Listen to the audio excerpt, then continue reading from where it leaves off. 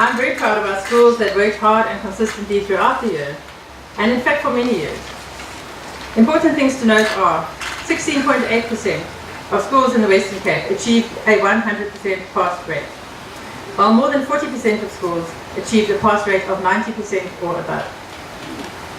18 schools in the province achieved a 95% bachelor's pass rate.